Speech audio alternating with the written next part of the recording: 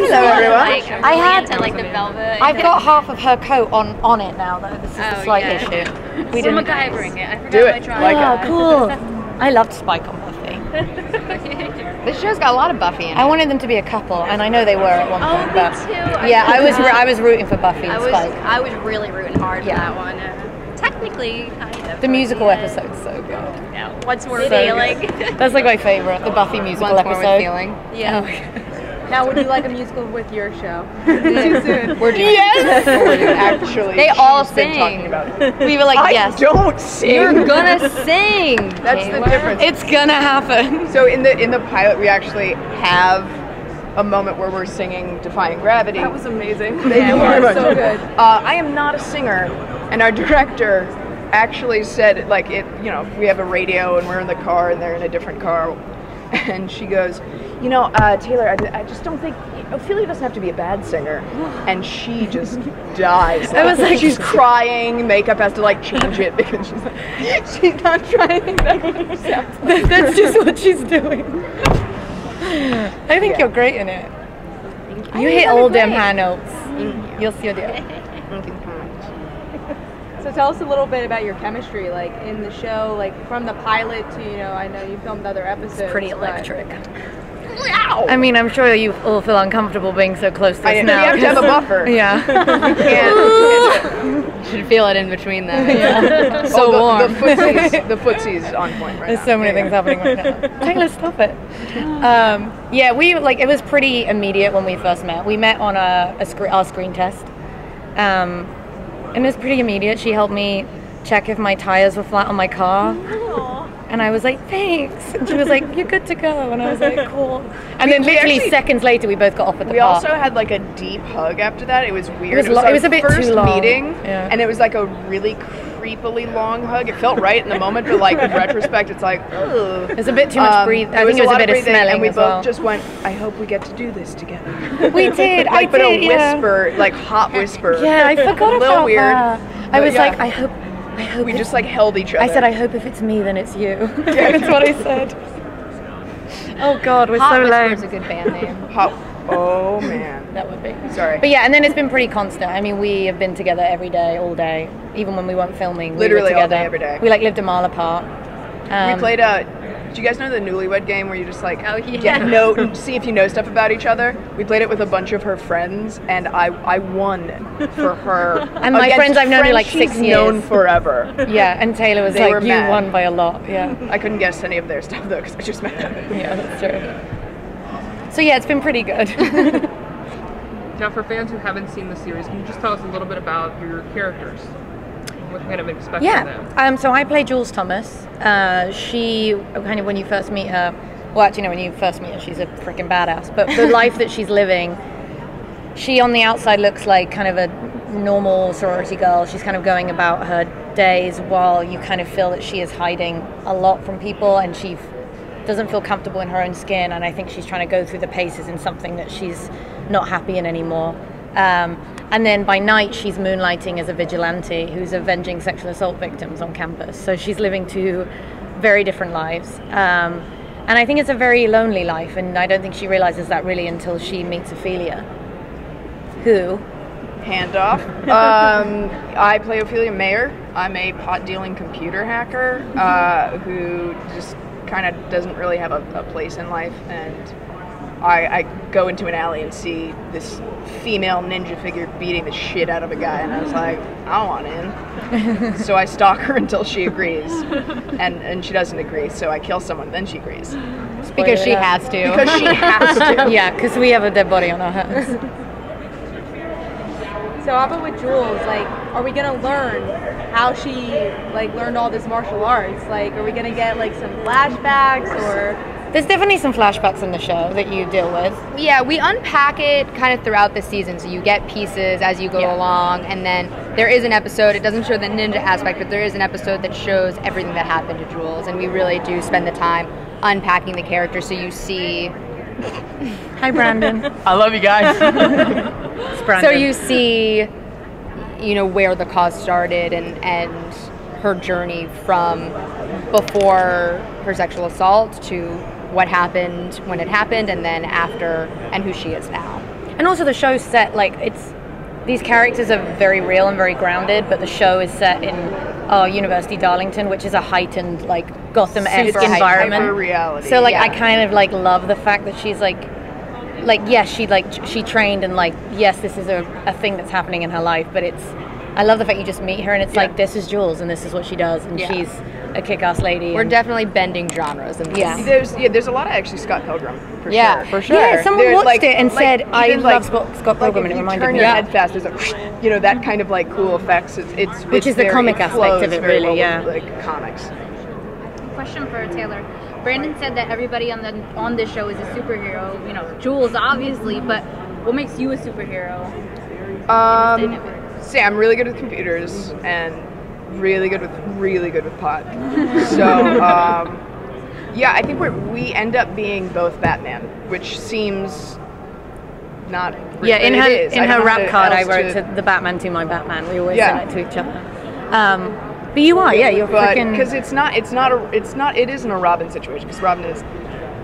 You're kind equals. of a sissy. And also, when Jules meets like, Ophelia, like Jules is making she's kicking ass, but she's making mistakes here and there. Like, Ophelia found her, and I think Ophelia brings, like, a ridiculous amount of skills that, like, Jules did not have at all, and together they become, like, superpowers. It's almost like, what would Batman be if he wasn't rich? It would be just some dude, like, without any special stuff, and I, like, bring some of that. And she's in super there. rich. I'm super wealthy, so I've got, like, tons of computers. You bring that money. Like, yeah. Also wanted to ask about the hair. Have you ever dyed your hair like this, or is it the first time and you I just love it? have never dyed my hair in my entire life, and Until the I'm pilot. blonde, and, like, Ophelia's not a blonde. Even her natural color is not blonde. Like, that's not the, like, the blondes are different. We're a different breed. But I'm also, no one would ever think of me as a blonde. But so I dyed it, and it was weird. I loved it. What's really fascinating is who looks at you and who stops looking at you. So I would be in the car, and a guy with just tattoos everywhere would be like, and I'm like, all right, I have, like, approval from definitely no one who cares about a little blonde white girl, usually, but now it's like green hair. Yeah, you give you street cred. Cool. Yeah, and the amount, I worked at, and I still do, I can still go back, but I work at the Geffen Playhouse in Los Angeles, and I'm just, dealing with older ladies talking about plays, and they just, like, would stare up at my hair and look at me, and, like, they wouldn't want to hear anything, and I'm like, this is for work. Anyway, continue. Like, I'm trying to help you find your seat. She's just scaring the elderly. It was really funny. I texted her a lot. I'm like, the amount of people that, like, turn the other way. You're like, well, go to the other usher across the way. Dennis. It's very Ramona Flowers, though, like from my Yeah, stuff. yeah, Oh, yeah, I yeah. love it. Yeah, It is, like it's cool. I adore it. Yeah. So. Yeah, I love the color. Yeah. Because it's not It's unique. green, or a lot of people say it's blue, a lot of people say Turquoise. it's green. It's mermaid is what I call it. Oh, yeah, perfect. Yeah. So you 'Cause guys they're are- real You creatures. guys are covering some really sensitive material here. Was it really hard to walk the line of not getting into exploitation, especially what you said you're going later on? Are we gonna get really graphic showings of what happens to Jules here, or are we gonna? I would not use the word graphic because it was the writing staff and I, as well as the girls and everyone in the cast, we took this very seriously, and we took this the message of the show and what we wanted to say, and we were really thoughtful about it, and we did our research, and we talked to survivors, and we talked to activist groups, and we were really thoughtful about it. And it's a fine line that we walk, and we really wanted to make sure that we told the story correctly, and we told the story objectively. Yes, you are on Jules' journey, you are in her mind, you are on her track, but it's bigger than that, and we tell individual stories throughout in the bigger series arc of Jules' assault.